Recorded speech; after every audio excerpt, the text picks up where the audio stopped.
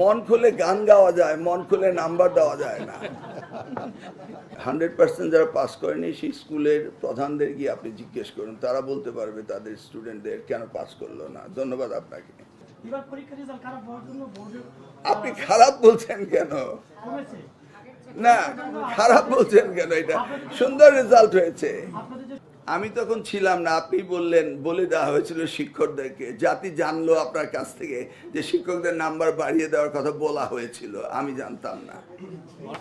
আমাদের board, আন্তঃবোর্ডের chairman, উনি এইমাত্র আপনাদেরকে আনুষ্ঠানিকভাবে 18,29,485 জন শিক্ষার্থী আমাদের ছিল, সেটা উত্তীর্ণ হয়েছে 11,38,877 জন। পাশের হার হয়েছে 62.25। জিপিএ প্লাস পেয়েছে 1,16,676 জন। মানবিক নাম্বার কি মানে আমি তো আপনার প্রশ্ন বুঝছি না। মানবিক আবার পরীক্ষায় কি?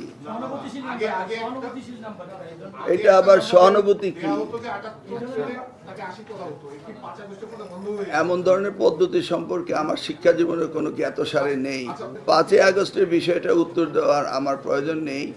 আমি এবার থেকে যেটা নাম্বার পেয়েছে সেটাই দেওয়া হয়েছে।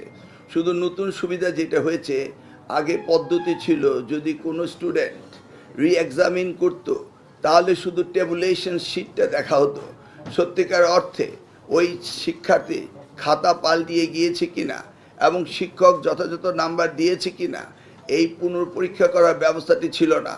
এবার আমরা আইনগতভাবে পরিবর্তন এনে সেই ব্যবস্থাটি রেখেছি যে প্রত্যেকটি শিক্ষার্থী তার খাতা পুনঃপরীক্ষা করার সুযোগ দেওয়া হয়েছে। সেই ক্ষেত্রে কোনো মানবিক বিষয় নেই। এক্স্যাক্টলি আবার রিভিউ করা হবে in front of A committee. যদি কেউ কাউকে ভুলভাবে মার্কিং করে থাকে বা যেখানে যা পাওয়ার উপযুক্ত রয়েছে সেটা যদি না দিয়ে থাকে, দেয়াল বি রিভিউ কমিটি। রিভিউ কমিটির সামনে সেই খাতা পুনঃপরীক্ষা করা হবে। এক্স্যাক্টলি প্রত্যেকটি ছাত্রছাত্রী যা প্রাপ্য তা তাকে দিতে হবে। ধন্যবাদ। শেষের প্রশ্নের উত্তরটা প্রথম দেই। 100% যারা পাস করেনি সেই স্কুলের প্রধানদের গিয়ে আপনি জিজ্ঞেস করুন, তারা বলতে পারবে তাদের স্টুডেন্টদের কেন পাস করলো না। ধন্যবাদ আপনাকে। মন্ত্রী বলতে পারবে না এই বিষয়টি। কারণ আমি শেষ করছি 100% পাস করেনি সেটা ওখানে জিজ্ঞেস করেন। মাননীয় মন্ত্রীর দায়িত্ব হচ্ছে সারা দেশে শিক্ষা ব্যবস্থা যদি কোনো রকমভাবে সংখ্যায় কমতে থাকে এবং 0% যদি কোনো স্কুলে কলেজ মাদ্রাসা পাস করে সেগুলিকে অ্যাড্রেস করা। এই এক্সপিরিয়েন্সটি আমার আছে এবং সেই এক্সপিরিয়েন্সের আলোকেই আমরা কাজ করব। আমি 2001 হতে 2006 পর্যন্ত যখন পরীক্ষা সুন্দরভাবে নকলবিহীন হয়েছিল, তখন এই 0 পাস করার সংখ্যা এর 3-4 গুণ ছিল।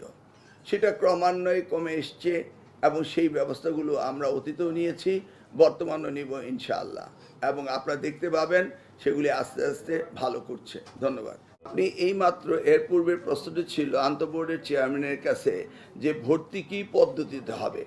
তিনি বলেছিলেন যে ভর্তি পুরনো পদ্ধতিতে, অর্থাৎ মার্ক বেসড, জিপিএ বেসড হবে।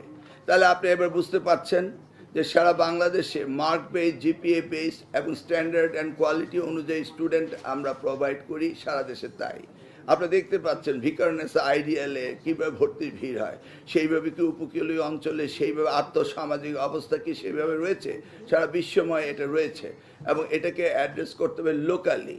আমি তো আগেই বলেছি যে আমার 2001 থেকে 2006 পর্যন্ত শতভাগ ফেল এর 5 গুণ ছিল। সেই সময় আমরা ব্যবস্থা নিয়ে ক্রমান্বয়ে সেটাকে উন্নত করেছিলাম। এবার জাস্ট অপেক্ষা করুন, ইনশাআল্লাহ।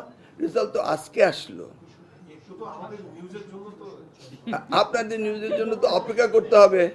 আপনি আগামী রেজাল্ট পর্যন্ত অপেক্ষা করেন, দেখেন অনেক পদ্ধতি অনুসরণ করা হবে। শুধু ডাকলেই কি হবে নাকি? সিরিজ অফ সিস্টেম, এটা আমি ইন্ট্রোডিউস করেছিলাম 2001 হতে 2006। সিরিজ আমাদের দায়িত্ব হলো এই শিক্ষা যদি খারাপ হতে থাকে সেটাকে উন্নত করা। আপনি পরীক্ষার রেজাল্ট হলো এখন জানলাম, এখন আর 5 মাসের মধ্যে ফলাফল কিভাবে উন্নত হলো না হলো সেটা তো আপনি অনেকদিন ধরে সাংবাদিকতা করতে, আপনি আমাকে মিটিংয়ের পরে হেল্প করবেন এবং পয়েন্টগুলো দিবেন, ইনশাল্লাহ আমরা সেগুলি নিয়ে দেখব মন খুলে।